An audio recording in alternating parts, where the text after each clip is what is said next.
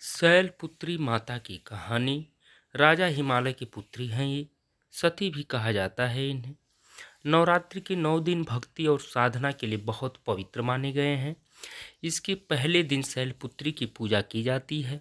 शैलपुत्री हिमालय की पुत्री हैं। हिमालय पर्वतों का राजा है। वह अडिग है, उसे कोई हिला नहीं सकता। जब हम भक्ति का रास्ता चुनते हैं तो हमारे मन में भी भगवान के लिए इसी तरह का अडिग विश्वास होना चाहिए, तभी हम अपने लक्ष्य तक पहुंच सकते हैं।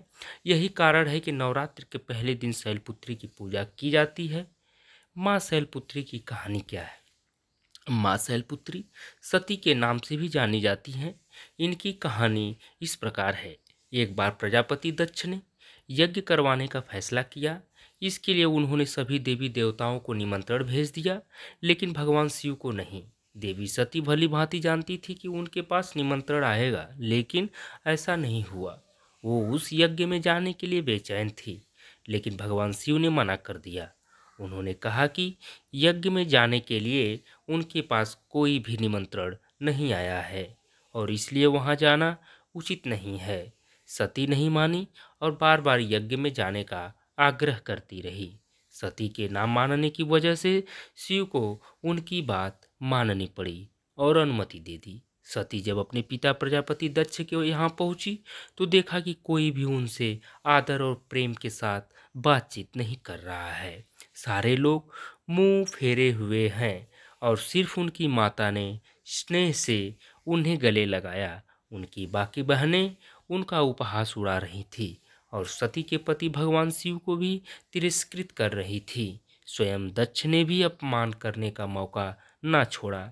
ऐसा व्यवहार देख सती दुखी हो गईं।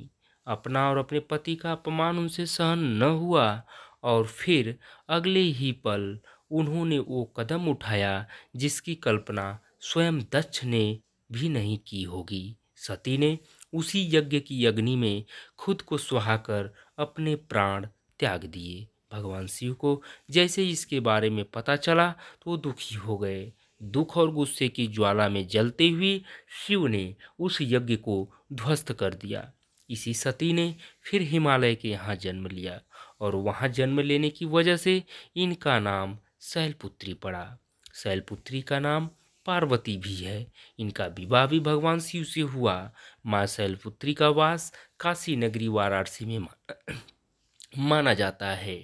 वहाँ शैलपुत्री का एक बेहद प्राचीन मंदिर है, जिसके बारे में मान्यता है कि यहाँ माँ शैलपुत्री के सिर्फ दर्शन करने से ही भक्तजनों की मुरादें पूरी हो जाती हैं। कहा तो यह भी जाता है कि नवरात्र के पहले दिन यानी प्रतिपदा को जो भी भक्त माँ शैलपुत्री के दर्शन करता है उसके सारे वैवाहिक जीवन के कष्ट दूर हो जाते हैं। चूँकि माँ शैलपुत्री का वाहन वृषभ है, इसलिए इन्हें वृषारूढ़ा भी कहा जाता है। इनके बाएं हाथ में कमल और दाएं हाथ में त्रिशूल रहता है। तो ये रहा शैलपुत्री माता की कहानी। दोस्तों, आप सभी लोग मेरे चैनल को सब्सक्राइब करें, लाइक करें। हम आपके बीच ऐसे ही कंटेंट उपलब्ध कराते रहेंगे।